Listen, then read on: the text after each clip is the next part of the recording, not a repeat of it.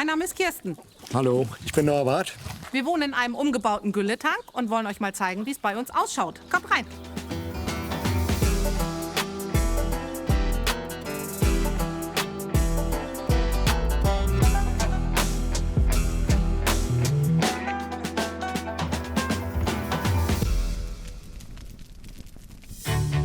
Menschen, die hier zu Besuch kommen das erste Mal, die fragen natürlich, und, riecht es doch nach Gülle? Hier kommen wir in unseren Wohn-Esszimmerbereich. Das sind 90 Quadratmeter. Das ist der größte Raum hier bei uns im Gülletank. Es riecht nur nach frischem Holz und wir wohnen jetzt hier seit 1,5 Jahren und es hat noch nicht ein einziges Mal nach Gülle gerochen, oder Schatz? Nein, noch nie. Der Güllebehälter wurde von unserem Pächter nicht mehr genutzt. Die brauchten einen größeren Tank. So, und dann haben wir uns überlegt, was machen wir jetzt damit? So haben wir uns dann natürlich damals Gedanken gemacht, wie wir diesen Güllebehälter in ein Wohnhaus umgestalten können. Insgesamt sind es 14 Löcher, davon sind 12 Fenster und 2 Haustüren. Und dann haben wir hier 24 cm Stahlbetonwände. Und das war natürlich schon aufwendig, die aufzuschneiden. Und bisher haben auch alle, egal ob das die Architektin ist, jeder Handwerker, der hier mitgeholfen hat, alle haben sie ihr Handy gezuckt und gesagt, das ist einmalig und waren wirklich begeistert, hier mithelfen zu können.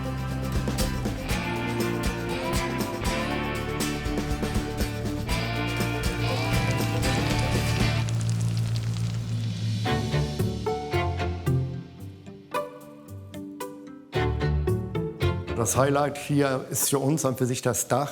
Ein befreundeter Zimmermann von mir hat das Dach entworfen. Ich habe Wert drauf gelegt, dadurch, dass das Dach eben sichtbar bleiben sollte, dass das alles mit Schwalbenschwanzverbindungen gemacht worden ist. Das Dach selber hat einen Durchmesser von 18,50 Meter ungefähr, hat 16 Tonnen gewogen. Und das haben wir komplett auf unserer Hauskoppel hier zusammengebaut, haben einen Autokran kommen lassen und haben dieses Dach dann komplett in einem Stück hier oben raufgesetzt. Ich glaube, das hat vorher noch nie jemand gemacht. Das ist also eine absolute Premiere gewesen.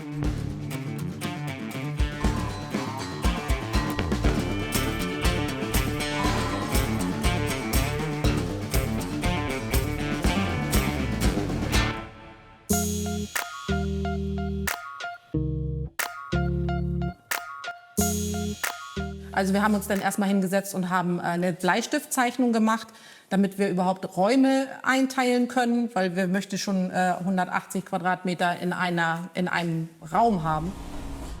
Die Innenwände an sich waren relativ gut zu gestalten. Wir haben ja natürlich überall unsere Wände gezogen für Schlafzimmer und Badezimmer. Nun brauchten wir aber ja auch noch einen räumlichen Trenner von der Küche und zum Wohnzimmer. Irgendwo muss ja schließlich der Fernseher hängen. Und da haben wir dann hier einen Raumtrenner gebaut. Oder mehr gesagt, der Norbert hat das gebaut. Ja, ich habe hier vieles selber gemacht, unter anderem auch eben diese Wand.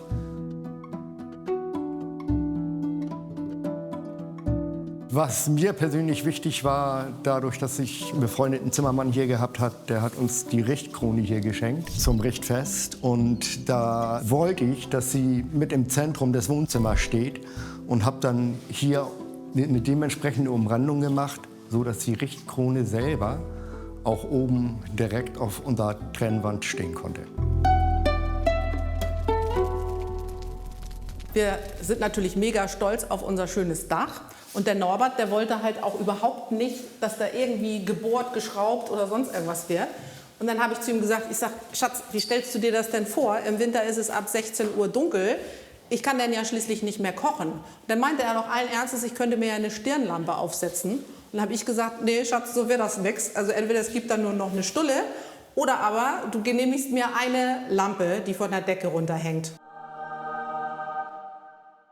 Wir haben das Kabel im Kupferrohr verschwinden lassen, weil ich das nicht mit einem normalen Kanal sichtbar haben wollte. Und als zusätzliches Licht habe ich in den 2 Versbalken, die wir hier drin im Wohnzimmer haben, eine Nut eingefräst, so dass wir da eine LED-Schiene einbringen konnten, damit, wenn wir hier abends mal wirklich helle Beleuchtung brauchen, die auch haben.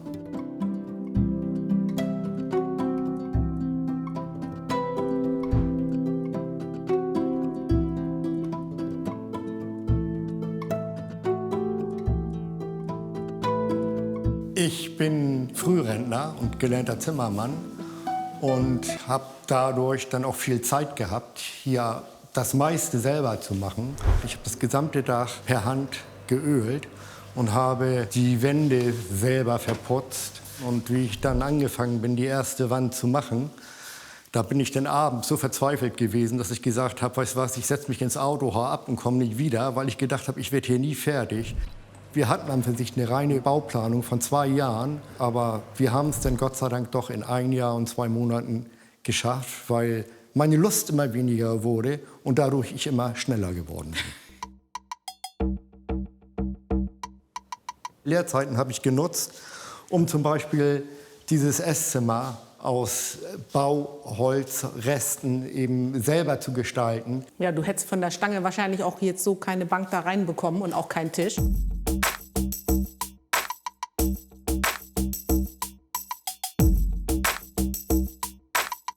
Ja, und für mich war wichtig, dass wir noch einen Durchbruch zum Flur bekommen, also sprich Licht in den Flur hinein. Und da wollte ich eigentlich alte Stallfenster haben. Nur habe ich also eBay aufgeräumt und habe geguckt, dass wir irgendwie 2 gleiche Stallfenster bekommen. Das war nicht möglich.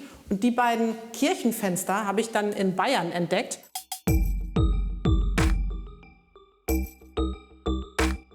Ja, damit wir hier in unserem Gülletank auch genügend Licht bekommen, haben wir uns dazu entschlossen, ein paar Oberlichter ins Dach einzubauen.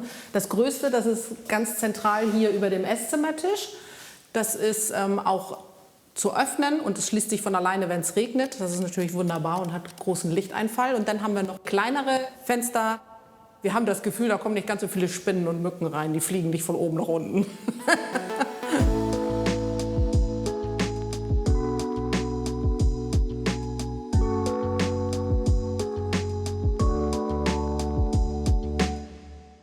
Ja, jetzt zeigen wir euch noch das Gästezimmer. Man hat einen Ausblick auf die Pferdeweide.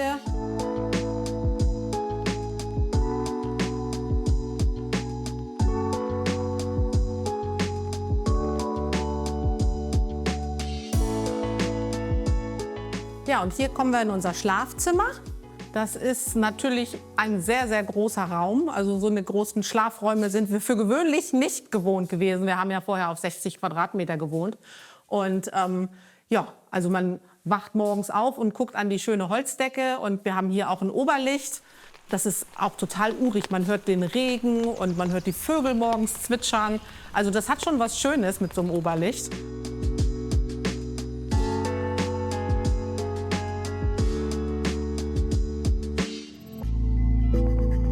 Jetzt sind wir hier in dem Badezimmer.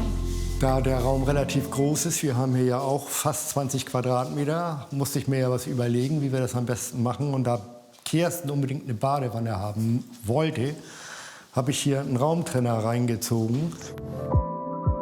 Und dann noch mal eine Querwand hier hinten, damit wir das WC und auf der anderen Seite die Dusche voneinander trennen konnten. Und da Kirsten gerne 60 x 60 Fliesen haben wollte und wir hier jetzt runde Wände haben, war ich dann natürlich gezwungen, an der Außenwand Mosaik aufzubringen, weil eine 60 x 60 Fliese kriegt man auf einer runden Wand nicht fest.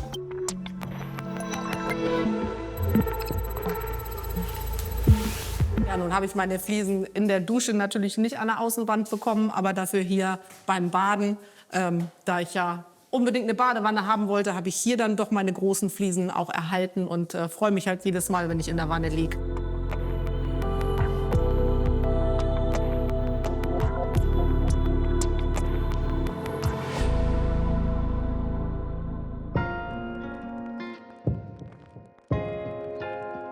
Ja, dann gehen wir hier jetzt in das Büro. Das ist der kleinste Raum hier im Gülletank.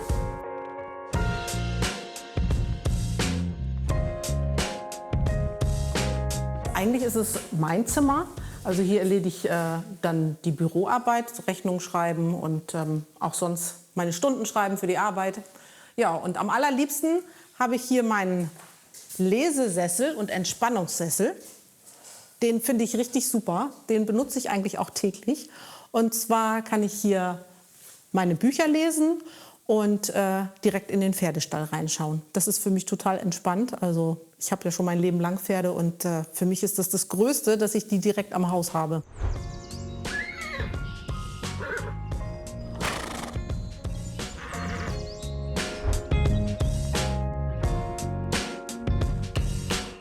Ihr wundert euch sicherlich, dass wir einen Tresor haben.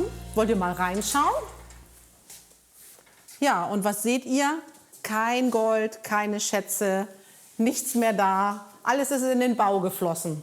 Nun muss ich ja dazu sagen, es kauft sich ja jetzt keiner einen Tresor, wenn man denn doch kein Geld hat. Also diesen Tresor, den hat mein Vater angeschafft. Mein Vater war Jäger und das ist eigentlich ein Waffenschrank. So. Und wir haben ihn dann natürlich übernommen, als mein Vater starb.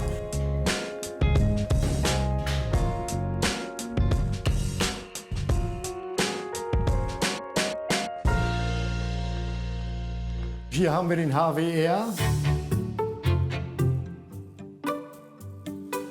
Und da oben die Lasche, die da hängt, das ist das letzte vom Güllebehälter. Das ist die Schnalle. Da lief damals das Gestänge durch für den Schieber, damit wir die Gülle hier nach draußen befördern konnten. Jedes Mal, wenn ich hier mit dem Hund wieder reinkomme und die Leine dahin lege, dann denke ich, mein Gott, wir wohnen hier in einem Gülletank. Also man sieht es fast nicht mehr, aber so ein kleines Erinnerungsstück, das braucht man dann doch, um sich das wieder ins Gedächtnis zu rufen.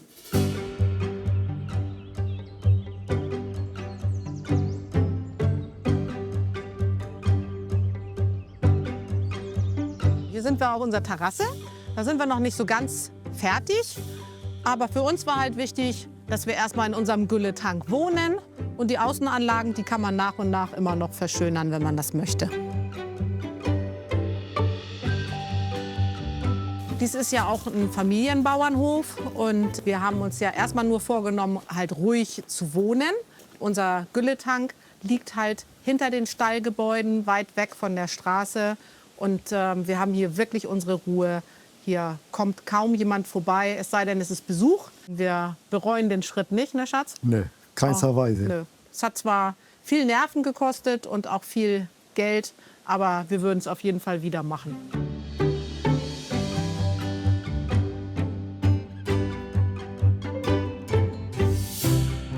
Also jetzt im Nachhinein muss ich sagen, das war eine der besten Entscheidungen überhaupt, die wir hier getroffen haben, da ich fast 45 Jahre lang nur Häuser gebaut habe. Und das war jetzt wirklich noch mal eine Herausforderung für mich. Und ich kann nur sagen, da sind wir stolz drauf.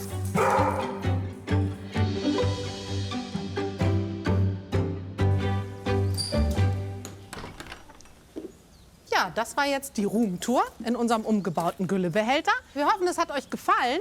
Wenn ihr noch mehr spannende Häuser sehen wollt, dann schaut hier rein oder abonniert den Kanal. Tschüss! Tschüss!